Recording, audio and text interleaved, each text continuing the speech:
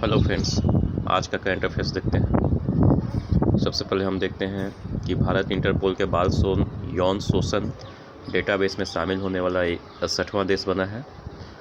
इसके अंतर्गत हम ये देख रहे हैं कि इंटरपोल के डेटाबेस में शामिल हो गया है, जिससे ऑडियो विजुअल डेटा का उपयोग करके पीड़ितों, दुर्व्यवहार करने वालों और अपराध के दृश्यों के बीच संबंध बनाने की अनुमति देगा। इंटरपोल के एक बयान के अनुसार सीबीआई, जो इंटरपोल मामलों के लिए भारत का नोडल एजेंसी है, तो आपसे पूछेगा कि इंडिया में नोडल एजेंसी कौन है इंटरपोल का, तो सीबीआई होता है। इंटरपोल मतलब इंटरनेशनल पुलिस होता है। सो इस यहाँ हिंदुस्तान का कौन है नोडल एजेंसी, तो सीबीआई है।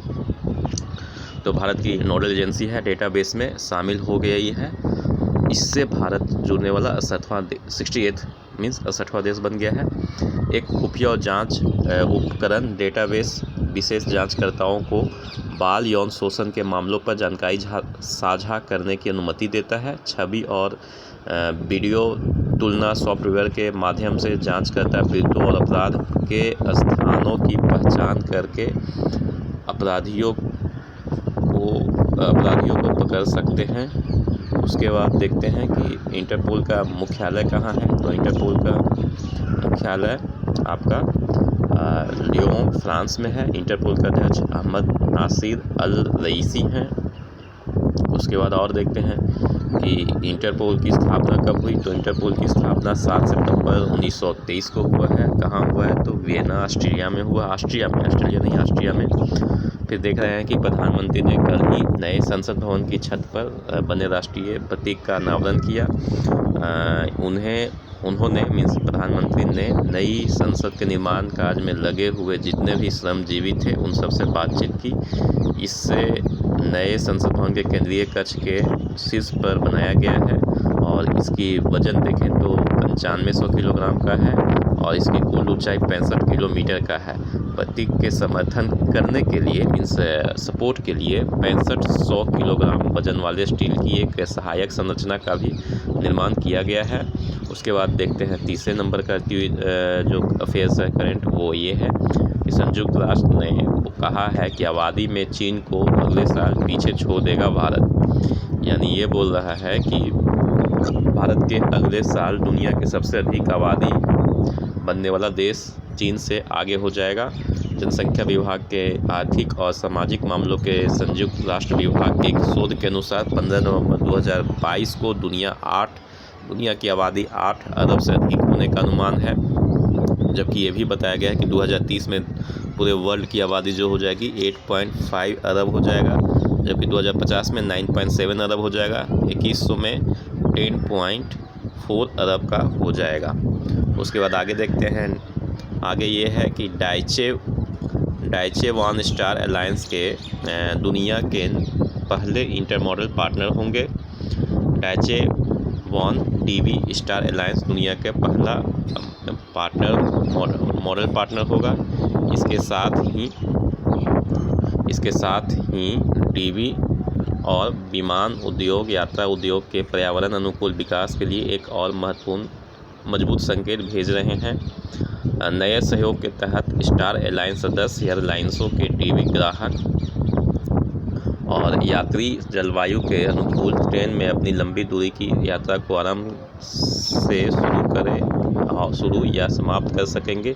जर्मनी पहला बाजार है और डीवी नई स्टार अलायंस पहल में दुनिया का पहला भागीदार है। तो कौन सा पहला वो हो जाएगा, तो आंसर हमारा होगा जर्मनी। नेक्स्ट आगे देखते हैं कि डाइचे वन का सीईओ का नाम रिचर्ड लुईस है। उसके बाद डाइचे वन का मुख्यालय बर्लिन जर्मनी में है। स्थापना 1994 में जनवरी में हुआ है। उसके बाद देखते हैं कि जापान में सत्तारूढ़ दल के विधायी मतों में महत्वपूर्ण जीत हासिल किया है और इसमें हम ये देखते हैं कि 248 सीटों वाले चैम्बर में लिबरल डेमोक्रेटिक पार्टी एलडीपी और उसके छोटे सहयोगी का नाम है कोमैटो ने कुल मिलाकर 146 एमपी बोल सकते हैं। तो टोटल 146 पार्लियामेंट्री 248 में से उनके साथ हो चुके हैं। उसके बाद जापान के प्रधानमंत्री किशिडा फुमियो ने निर्णय को जनता को आभार व्यक्त किया है। उसके बाद आगे देखते हैं। जापान की राजधानी जो है टोक्यो है और जापान का मुद्रा येन है। नेक्स्ट देखते हैं कि एलन मस्क ने ट्विटर को करीब जो $44 बिलियन का जो इन्होंने ट्रेड डील किया था उसे कैंसिल कर दिया है। उसके बाद आगे देखते हैं क्या है। अगर ये ट्रेड डील कैंसिल होता है तो मस्क को समझौता तोड़ने के लिए ऑलमोस्ट $1 बिलियन का ब्रेकअप शुल्क भुगतान करना पड़ सकता है। ट्विटर का CEO फिलहाल अग्रवाल इंडिया के हैं। उसके बाद ट्विटर का गठन 21 मार्च 2006 को हुआ है। इसका मुख्यालय सैन फ्रांसिस्को कैलिफोर्निया US में है। आगे देखते हैं। आगे है कि मेघालय बचपन शिक्षा कार्यक्रम में 300 करोड़ का निवेश करेगा। इससे क्या होगा तो प्रारंभिक बचपन शिक्षा कार्यक्रमों के लिए निवेश करने के लिए बाहरी सहायता प्राप्त परियोजनाओं से 300 करोड़ का निवेश होगा। DERT के निर्माण के पर अनुमानित 8.33 करोड़ रुपए खर्च किए गए हैं। राज्य और प्रारंभिक बचपन शिक्षा कार्यक्रम में निवेश करने के लिए एक रोडमैप भी बनाया है। अब वहाँ के मुख्यालय देखते हैं। तो राजधानी का मेघालय का शिलोंग है। मुख्यमंत्री कौन है? कोनराड संगमा है। मेघालय का राज्यपाल कौन है? सत्यपाल मलिक है। नेक्स्ट देखते हैं कि साउथ कोरिया में पल्लवी सिंह ने जीता मिसेज यूनिवर्स डिवाइन का ताज। तो पूछा जा सकता है कि मिसेज यूनिवर्स डिवाइन का ताज किसने जीता है? तो पल्लवी सिंह ने जीता है। उसके बाद पल्लवी सिंह ने दक्षिण कोरिया के ओसू शहर में आयोजित फाइनल में मिसेज यूनिवर्स डिवाइन का खिताब जीता है। वह कानपुर में रहती है। इस प्रतियोगिता में अपने देश के गौरवान्वित किया, जिसमें 110 देशों ने भाग लिया है। मीन्स 110 लोगों में जो प्रथम विजेता रही है उसका नाम पल्लवी सिंह है। कहाँ की रहने वाली है? कानपुर की रहने वाली है। कौन से प्रतियोगिता जीती है? तो मिसेज यूनिवर्स डिवाइन का ताज जीता है। उसके बाद रक्षा की बात करते हैं। तो रक्षा में artificial intelligence in defence AI in defence पर पहली बार प्रदर्शनी और संगोष्ठी का आयोजन किया गया है, जिसका आधिकारिक उद्घाटन कौन कर रहे थे? तो रक्षा मंत्री श्री राजनाथ सिंह कर रहे थे। इस कार्यक्रम में सबसे नवीन AI सक्षम उत्पादों का प्रदर्शन शामिल होगा, जो सेवाओं, अनुसंधान संगठनों, उद्योग, स्टार्टअप्स और उद्योगपतियों द्वारा बनाया गया है।